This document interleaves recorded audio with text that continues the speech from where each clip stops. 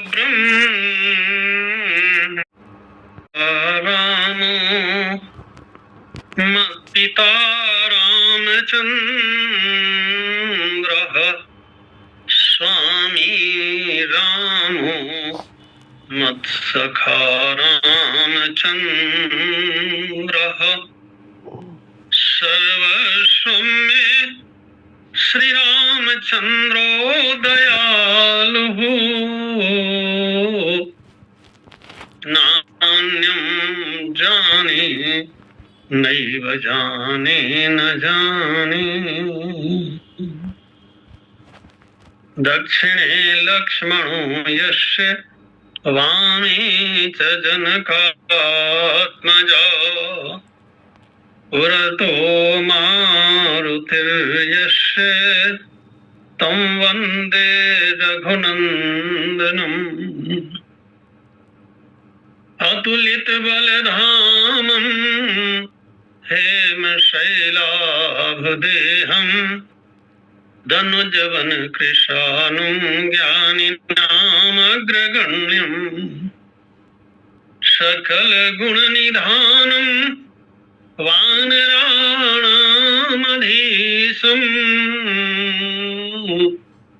रघुपतिप्रियभक्तं वातजातं नमामि।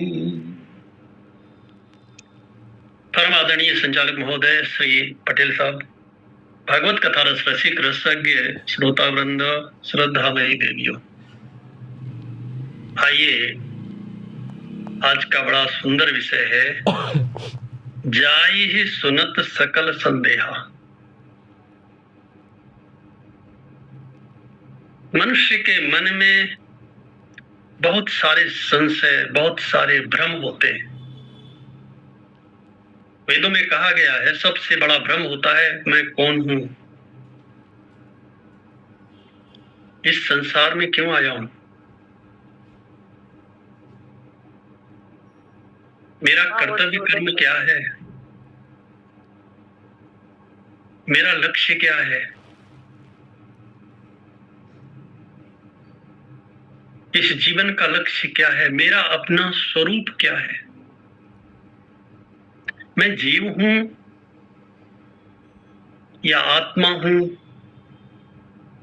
या कुछ और हूं, मैं कब तक रहूंगा। ये जो लोग मेरे साथ में हैं, मेरे परिवार में हैं, ये मेरे कौन हैं।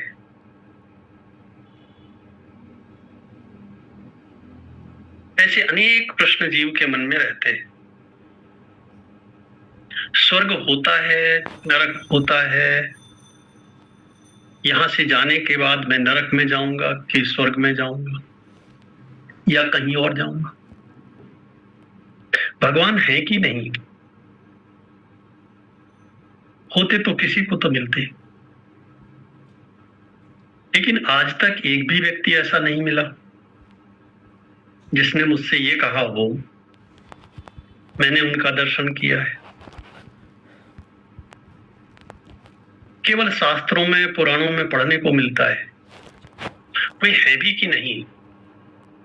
अगर है तो संसार उनका बनाया हुआ है, और भगवान के बनाए हुए संसार में इतना पाप, इतना अधर्म, इतना अन्याय क्यों हो रहा है। यदि भगवान मेरे हृदय में बैठे हुए हैं तो फिर वे मुझसे पाप क्यों करवाते हैं। कहते हैं सबके हृदय में बैठे हुए हैं, फिर भी सब लोग पाप करते हैं। कोई पाप नहीं करना चाहता, फिर भी कोई पाप किए बिना रह नहीं पाता। सो ऐसा क्यों है। इन सभी प्रश्नों का उत्तर जब हमें मिल जाता है तो हमारा मोह नष्ट हो जाता है, और जब मोह नष्ट हो जाता है तो भगवान के चरणों में प्रेम हो जाता है। इसके पहले भगवान में प्रेम नहीं होता, क्यों नहीं होता? क्योंकि संसार में है, मन है एक मन एक बार में उसकी आदत है, ये उसका स्वभाव है, उसका नेचर है। एक मन एक बार में एक ही जगह लगता है। शास्त्र का वाक्य है, युगपत ज्ञानानुत्पत्तिर मनसो लिंगम। वहां प्रश्न किया गया कि मन एक है, इसमें क्या प्रमाण है? तो कहा गया कि एक साथ दो ज्ञान नहीं होते कभी। आप अपने दरवाजे पर बैठे हुए हैं, आपका मन कहीं बाहर किसी का चिंतन कर रहा है, किसी व्यक्ति का चिंतन कर रहा है या किसी घटना का चिंतन कर रहा है। अब आपके पास एक व्यक्ति आया और वो आपसे बार बार कुछ कह रहा है, ना आप उसे देख रहे हैं, ना उसकी बात को सुन रहे हैं, ना समझ रहे हैं, ना ये अनुभव कर रहे हैं कि कोई मेरे सामने आकर के खड़ा हुआ है और वो मुझसे कह रहा है। आपने देखा कई बार घर के लोग कहते हैं, हम 3 बार तो कह चुके कि भोजन कर लो, भोजन लगा हुआ है, आप हैं कहां? आप कहते मैंने सुन नहीं पाया।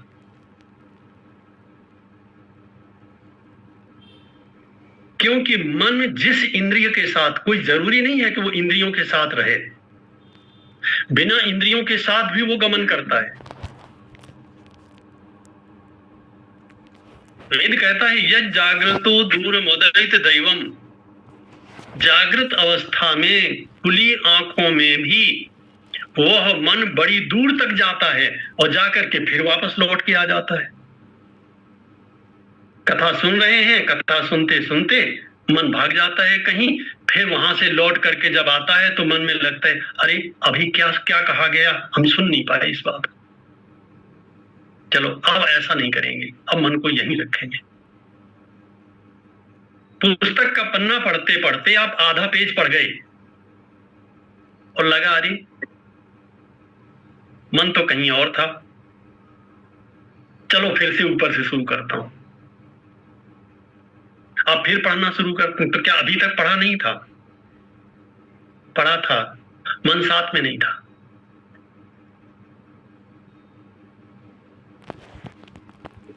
यह मन क्या है, बुद्धि क्या है,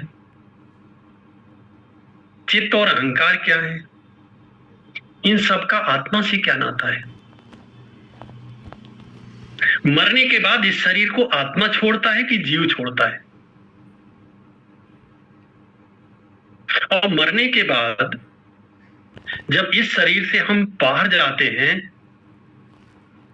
तो फिर अगला शरीर, अगले शरीर में कौन जाता है? आत्मा जाती है कि जीव जाता है?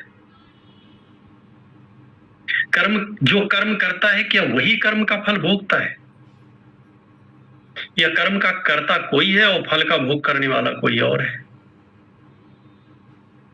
ऐसे अनेक संशय हैं जो हमारे मन में बने रहते हैं।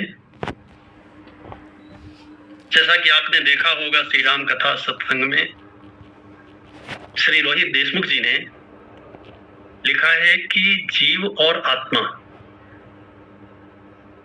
दोनों एक ही है या दोनों अलग अलग है? अगर दोनों अलग अलग हैं तो आत्मा के निकल जाने के बाद फिर कर्म फल कौन भोगता है? आत्मा भोगता है या जीव भोगता है? अगर अलग अलग है तो आत्मा तो निकल गया इस शरीर से, कर्म का फल कौन भोगता है? और अगर दोनों एक है तो आत्मा को तो निर्लेप कहते हैं, आकाश की तरह। आकाशवत सर्वगतम सुसूक्ष्मम, वो अति सूक्ष्म है, निर्लेप है। जो ज्यादा सूक्ष्म होता है उस पर किसी का असर नहीं पड़ता। अब आकाश के ऊपर आप 10 बाल्टी पानी फेंकिए तो गीला नहीं होता, आग में वो जलता नहीं है, वायु से वो सूखता नहीं है, नेत्रों से वो दिखाई देता नहीं है क्योंकि सूक्ष्म है। तो अगर वो निर्लेप है तो फिर वो कर्म का फल कैसे भोगता है? सुख और दुख कैसे भोगता है? बड़ा सुंदर प्रश्न है। आज हम लोग इसी पर बात करेंगे। आत्मा कौन है और जीव कौन है? दोनों एक हैं या दोनों अलग अलग हैं? देखो, आत्मा शब्द का अर्थ होता है आत्मा ही नाम स्वरूपम। भगवान शंकराचार्य ने भाष्य करते हुए ब्रह्मसूत्र में लिखा, आत्मा ही नाम स्वरूपम। आत्मा शब्द का अर्थ होता है स्वरूप। स्वरूप माने, बिल्कुल सरल भाषा में बोल रहा हूं, स्वरूप माने सत चित आनंद, जिसकी प्रत्येक व्यक्ति को अनुभूति होती है। आनंद की अनुभूति नहीं होती, वही हमारे जीवन का लक्ष्य है। आनंद को पाना ही हमारे जीवन का लक्ष्य है। सत की अनुभूति होती है। सत माने मैं हूं। किसी को ऐसा नहीं लगता कि मैं नहीं, और जब मैं हूं तो फिर मैं कैसा हूं? मैं चेतन हूं। इसकी भी सबको अनुभूति होती है। पहली अनुभूति होती है मैं हूं, दूसरी अनुभूति होती है मैं चेतन हूं। मैं ऐसा नहीं हूं जैसे पुस्तक है, मोबाइल है, या लैपटॉप है, या मेज है, कुर्सी है, मकान है, दुकान है। मैं ऐसा नहीं हूं, नहीं, मैं चेतन हूं। एक तीसरा विशेषण है और वो है आनंद। आनंद की अनुभूति नहीं होती।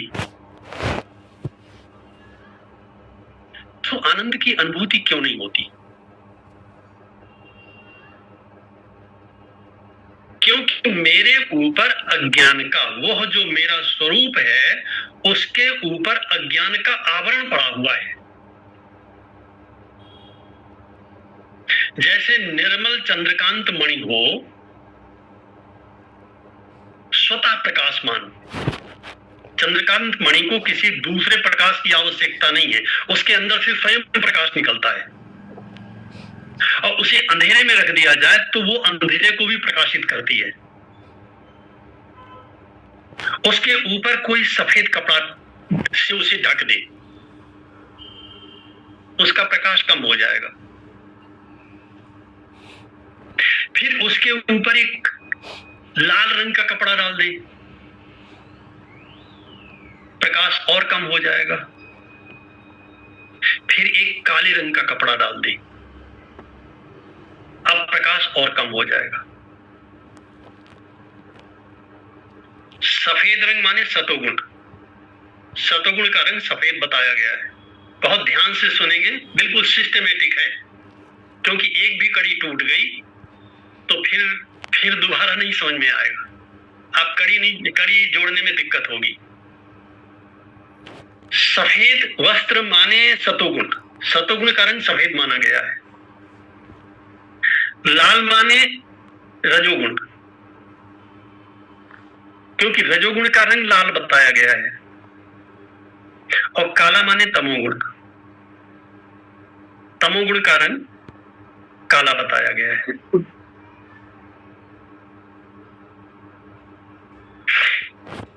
सतोगुण प्लस रजोगुण प्लस तमोगुण माने अज्ञान, अविद्या।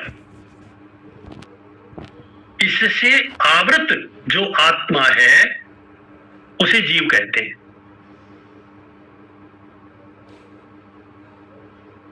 ठीक है? आत्मा ही नाम स्वरूपम। आत्मा हमारा स्वरूप है। स्वरूप माने जो हम हैं, और रूप माने जो हम दिखाई देते हैं। नाक, कान, मुंह, गला, ये जो शरीर दिखाई देता है ये रूप है, स्वरूप दिखाई नहीं देता। अज्ञान से आवृत जो आत्मा है वो जीव कहलाता है। अब था तो निर्लेप, अभी भी है। अच्छा, वस्त्र ऊपर से डाल दिया जाए तो मणि का क्या बिगड़ जाता है? वस्त्र हटा दीजिए, मणि का प्रकाश जैसा है वैसा ही आने लगेगा। अभी भी आ रहा है, मणि का प्रकाश तो अभी भी आ रहा है, वो बाहर तक नहीं आ रहा है। घनच्छन्न दृष्टिर घनच्छन्न मरकम यथा मन्यते निष्प्रभम चाति मूढ़ा। जैसे सूर्य का प्रकाश कभी गायब नहीं होता। कभी ऐसा भी कोई समय होता है क्या जब सूर्य का प्रकाश तिरोहित हो जाए, छिप जाए? सूर्य तो सदैव प्रकाशमान है। एक छोटा सा मेघखंड सामने आया और हमें सूर्य का दिखाई देना बंद हो गया। उस मेघखंड ने सूर्य को ढक लिया। हम कहते तो यही है, ये जो बादल हैं, बादलों ने सूर्य को ढक लिया है। क्या बादलों ने सूर्य को ढक लिया है? कैसे ढक लेंगे? छोटा सा बादल कितना बड़ा है।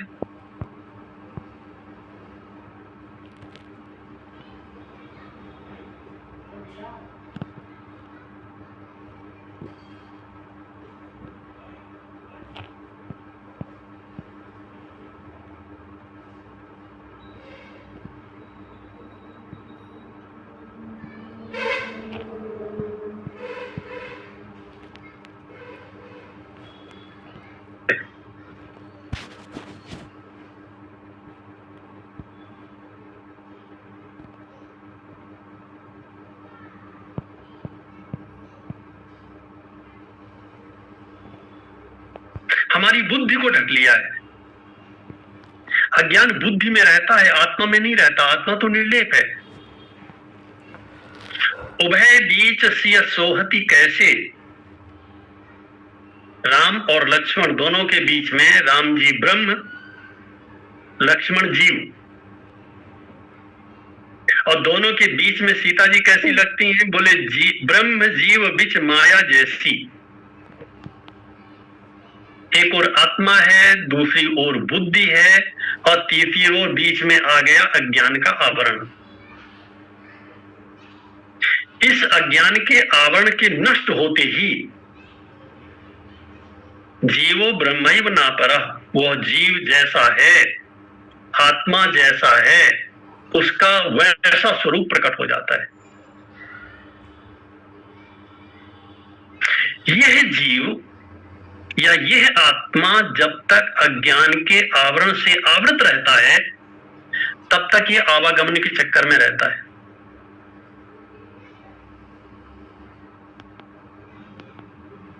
ये अंश, उस परमात्मा का अंश, उस ब्रह्म का अंश अज्ञान के चक्कर में पड़ करके अपने स्वरूप को भूल जाता है। जैसा मैं हूं वैसा मैं भूल गया, और माया के चक्कर में, माया माने अज्ञान माने, अज्ञान शब्द का अर्थ होता है अपने स्वरूप को न जानना, और माया माने जो नहीं है, या माने जो, और मां माने नहीं है। जो नहीं है वैसा अपने आप को मान लेना, यही तो हो गया है।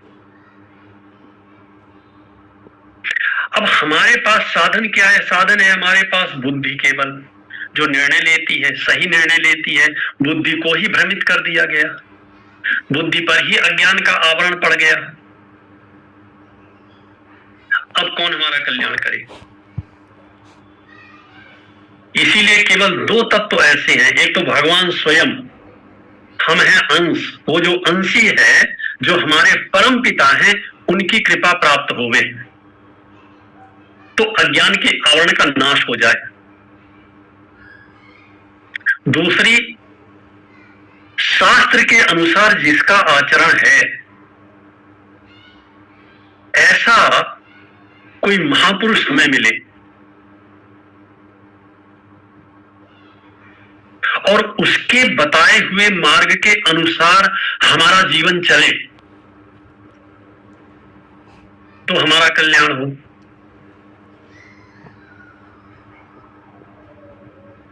भोलेनाथ भगवान शंकर गरुड़ जी को कागभूषण जी महाराज के पास ही क्यों भेज रहे हैं? कहीं और क्यों नहीं भेजा? कथा तो और जगह भी हो रही होगी।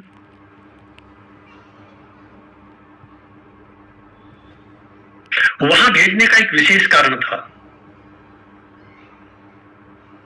कागभूषण जी का जीवन देखिए ना, उनके पूरे जीवन में सांसारिकता का लेश नहीं है।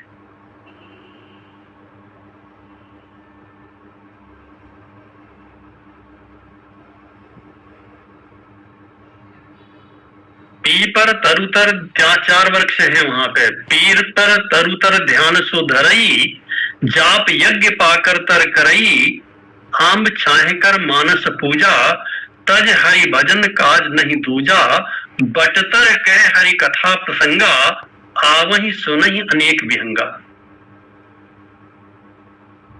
ये उनकी दिनचर्या है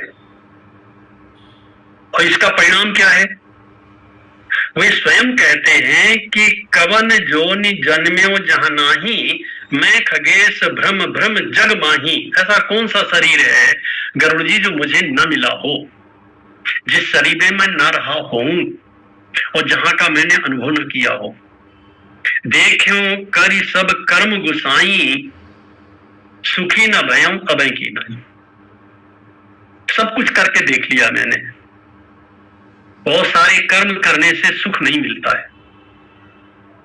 यहां वे जिस सुख की बात कर रहे हैं वो असली सुख है। वो आता तो है फिर जाता नहीं है। उस सुख के साथ दुख नहीं लगा हुआ है। वह सुख घटने और बढ़ने वाला नहीं है, सदैव बढ़ने वाला है। एक सुख ऐसा भी है जो आता है तो आने के बाद फिर जाता नहीं है, केवल बढ़ता ही रहता है।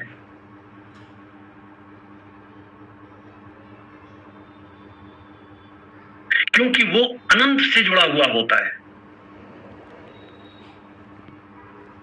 परमात्मा है अनंत और जीव है, संसार है, जगत है शांत।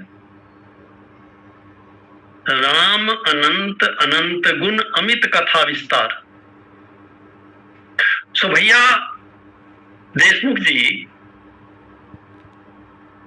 ये जो आत्मा है इसका स्वरूप है सत चित और आनंद। सत की हमें अनुभूति होती है, चित माने चेतन की भी हमें अनुभूति होती है। आनंद की अनुभूति इसलिए नहीं होती क्योंकि ये जो 3 गुण हैं, हम तीनों गुणों से प्रभावित होते हैं।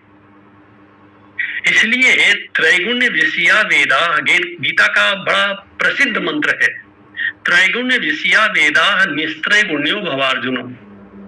भगवान श्री कृष्ण अर्जुन से कहते हैं, अर्जुन जितने वेद हैं वे भी त्रिगुण को विषय बना करके रहते हैं। क्यों? क्योंकि वे भी स्वर्ग दिलाते हैं, बस स्वर्ग के आगे की बात नहीं करते। इस संसार का सुख देंगे और अगर आपके मन में बड़ी इच्छा है, बहुत ज्यादा पुण्य किए हैं तो स्वर्ग दिला देंगे। अर्थात अज्ञान से आवृत जीव के लिए ही सारे कर्म हैं। अज्ञान समाप्त हो गया तो ऐसे व्यक्ति के लिए कोई कर्तव्य कर्म नहीं है। भगवान स्वयं कहते हैं, किसी को संशय हो सकता है जब कर्तव्य कर्म नहीं है तो आप कर्म क्यों कर रहे हो? कन्हैया ने कहा मैं तो इसलिए कर रहा हूं ताकि जैसे मैं कर रहा हूं वैसे ही लोग कर्म करें। यदि मैं कर्म नहीं करूंगा तो संसार के सारे लोग अकर्मण्य हो जाएंगे, क्योंकि उनके लिए कोई एक प्रतिमान तो चाहिए, कोई एक ऐसा व्यक्ति तो होना चाहिए जिसको देख करके व्यक्ति अनुकरण कर सके। यद्यपि भगवान कहते मेरे लिए कोई कर्तव्य कर्म नहीं है, फिर भी मैं कर्म करता हूं। क्योंकि यदि मैं ही कर्तव्य कर्म नहीं करूंगा तो संसार के लोग भी श्रेष्ठ पुरुषों यद्यदाचरति श्रेष्ठ तत्तदेवेतरो जनः, ये नियम है संसार का। जो आत्म कल्याणकामी व्यक्ति है, जो अपना कल्याण चाहता है, वो किसी महापुरुष को देख करके जितना सीखता है उतना शास्त्रों से नहीं सीख पाता। इसलिए भगवान का चरित्र है, श्री राम जी का चरित्र इसीलिए है, क्योंकि वो 100% आदर्श है। श्री कृष्ण का चरित्र क्योंकि 100% बस ऐसा ही जीवन होना चाहिए, ऐसा होवे। जो भगवान श्री कृष्ण गीता में कहते हैं अर्जुन से, वही अपने जीवन में करके दिखाते हैं। कन्हैया ने कंस का वध किया तो मथुरा का राजा किसे बनना चाहिए? उग्रसेन ने तो कहा भी, कन्हैया पूरी प्रजा चाहती है और सबकी इच्छा यही है, तू सिंहासन पर बैठ। लेकिन भगवान ने क्या कहा? नहीं महाराज, आप राजा थे, मेरी नजर में आप राजा हैं, आप ही राजा रहोगे, मैं तो आपका सेवक हूं। ये भगवान श्री कृष्ण के वाक्य हैं, मैं आपका सेवक हूं, सो आप जो आदेश करोगे मैं आपकी सेवा करूंगा, मैं आपकी रक्षा करूंगा, मैं सिंहासन पर नहीं बैठूंगा। और राम जी तो बड़े थे, एक भी कारण नहीं है कि श्री राम अयोध्या के सिंहासन पर न बैठे। केवल माता की इच्छा है, बहाना है। उन्हें तो सिंहासन छोड़ के वन में जाना है, यही हमें आपको सिखाना है। सुख यहां नहीं है, सच्चा सुख तो वन में निवास करता है, सच्चा सुख त्याग में निवास करता है, शांति त्याग में रहती है, संग्रह में नहीं रहती। और वे किसी छोटे मोटे व्यक्ति के सामने नहीं कहते, साक्षात महाराज महर्षि वाल्मीकि के सामने कहते हैं, महाराज मेरे जैसा भाग्यशाली पहले तो मैं सोचता था पता नहीं मैंने कुछ पुण्य किया है कि नहीं किया, कि अब मैं दावे के साथ कह सकता हूं कि मेरे जैसा भाग्यशाली व्यक्ति इस संसार में नहीं। महाराज देखो ना, मैंने तो कुछ किया ही नहीं, पिताजी के आदेश का पालन हो गया, माताजी खुश हो गई, भैया भरत जैसा अयोध्या को राजा मिल गया, तात बचन पुनि मातु हित, भाई भरत असराओ। वाल्मीकि पूछ सकते हैं, राम सबको सब कुछ मिला, तुम्हें क्या मिला? श्री राम जी का उत्तर है, सबसे ज्यादा तो महाराज मेरे को ही मिला। क्या मिला? बोले मौका दर्श तुम्हारा प्रभु, महाराज मुझे आपका दर्शन मिला। और श्री रामचरितमानस में सबसे बड़ा सुख क्या है? दो प्रश्न किए गए, गरुड़ जी ने कागजन जी से दो प्रश्न किए, महाराज सबसे बड़ा दुख क्या है और सबसे बड़ा सुख क्या है? तो नहीं दरिद्र सम दुख जग माही, और संत मिलन सम सुख जग नाई। तो संसार में संसार का सबसे बड़ा सुख क्या है? सबसे बड़ा सुख है सच्चे संत का दर्शन। वो महाराज मुझे मिला हुआ है, आप जैसे संत का दर्शन। सबसे बड़ा भाग्यशाली तो मैं हूं। सो क्यों कहा गया है सब? क्योंकि सच्चा संत और भगवान केवल दो ऐसे हैं जो मनुष्य के अज्ञान का समूल विनाश कर देते हैं। संत तो अपने आचरण के द्वारा विनाश कर देता है। देखो, पढ़ करके वह ज्ञान नहीं मिलता, और यह जो अध्यात्म ज्ञान है ये पुस्तकों में नहीं रहता, कोई लाइब्रेरी में बैठ करके इसे सीखना चाहे नहीं सीख सकता। एक दिन की कथा में हम लोग चर्चा कर रहे थे कि जड़ भरत राजा रघुगण से कहते हैं, विना महत्पाद रजोभिषेकम। मैं पूरा श्लोक कहने की आवश्यकता नहीं है यहाँ पर। उन्होंने कहा कि ये ज्ञान, अनेक बातें बताई कि यज्ञ के द्वारा नहीं मिलता, तपस्या के द्वारा नहीं मिलता, इसके द्वारा उसके द्वारा नहीं मिलता। तो बोले मिलता किसमें है? बोले बिना महत्पाद रजोभिषेकम, महापुरुषों के चरणों में बैठ करके ही ये ज्ञान मिलता है।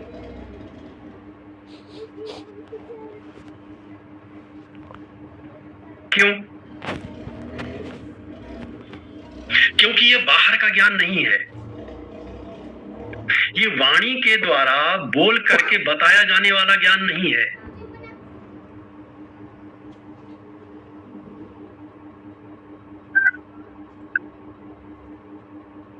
ये अनुभूति जन्य ज्ञान है। जिसने इसका अनुभव किया है वह बोले, उसकी वाणी से निकले। परम पूज्य शंकराचार्य जी महाराज कहा करते थे कि मुख से निकली हुई वाणी कान तक जाती है और बुद्धि से निकली हुई वाणी केवल बुद्धि तक जाती है। लेकिन वाणी की 4 अवस्थाएं होती हैं, परा, पश्यंती, मध्यमा और वैखरी। ये जो हम बोल रहे हैं ये वैखरी वाणी है। परावाणी, ये भाव कहां से प्रकट होते हैं? हृदय से। तो ये जो वैखरी वाणी है जो मुख से निकलती है ये केवल कान तक जाती है। इसी में थोड़ा बुद्धि तो आता है, तो बुद्धि से निकली हुई वाणी केवल बुद्धि तक जाती है, बुद्धि को संतुष्ट करती है। लेकिन हृदय से निकली हुई वाणी सीधे हृदय पर चोट करती है, तब व्यक्ति का परिवर्तन होता है। जिसका हृदय परिवर्तित हो चुका है, ऐसे व्यक्ति के हृदय से वाणी निकले तो जीव का कल्याण हो। किसी ने कबीरदास जी महाराज से पूछा, महाराज बड़े बड़े विद्वान हैं, वो भी बोलते हैं, आप भी बोलते हो, उनकी वाणी का इतना प्रभाव नहीं पड़ता, आप तो कुछ नहीं पढ़े, लेकिन आपकी वाणी का लोगों पर बड़ा प्रभाव पड़ता है। कबीरदास जी क्या कहते हैं? बोले, तू कहता कागज की लिखी, तू माने विद्वान, वह बात बोलता है जो शास्त्र में लिखी है, जो पढ़ा है उसने। तू कहता कागज की लेखी, मैं कहता आंखिन की देखी। तू कागज की लिखी हुई बात बोलता है, जो बुद्धि में भर लिया है उसे बुद्धि से निकाल रहा है, जो आज खाया उसे कल उल्टी कर दिया, मैंने उसे पचाया है, पचाने के बाद उससे पोषण प्राप्त किया है। किसका? बोले आत्मा का। ज्ञान जब बुद्धि से होते हुए आत्मा में उतरता है, व्यक्ति के जीवन को परिवर्तित करता है, उसकी दृष्टि को बदलता है, और ऐसा व्यक्ति जब बोलता है, इसीलिए तो भगवान की कथा की आवश्यकता है। बिनु सत्संग न हरि कथा। श्री राम जो बोलते हैं, श्री कृष्ण जो बोलते हैं, वह एक परफेक्ट व्यक्तित्व है, पूर्ण व्यक्तित्व है, कंप्लीट मानव है। रावण बेवकूफ थोड़ी था।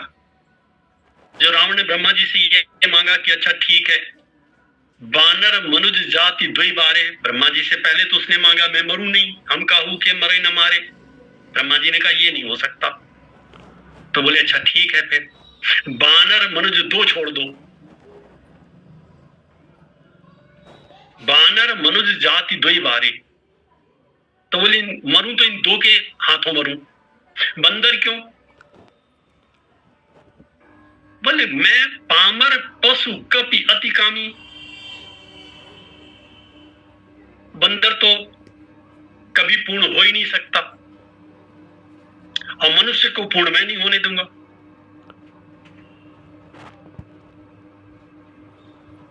इसीलिए रावण ने पहला काम किया, वहां से लौट करके तपस्या के बाद पहला आदेश जारी किया, जेहि जेहि देश धेनु द्विज पावो, नगर गांव पुर आग लगावो, सो आचरण कतौ नहीं होए, देव विप्र गुरु मान न कोई। और पता नहीं क्या क्या आप सब जानते हैं। क्यों ऐसा क्यों किया रावण ने? वो तो ब्राह्मण था, वो तो वेदों का ज्ञाता था। उसने कहा मैं किसी को पूर्ण मानव बनने ही नहीं दूंगा, मैं तो अमर हूं, मुझे कौन मारेगा। भगवान को आना पड़ा। श्री राम माने पूर्ण मानो। जो सत्संग शब्द का अर्थ है वही भगवान की कथा का अर्थ है। जैसा त्याग भगवान श्री राम में है, संसार में किसी में दिखाई देता है? न दिखाई देता है, न हो सकता है। एक गुण नहीं।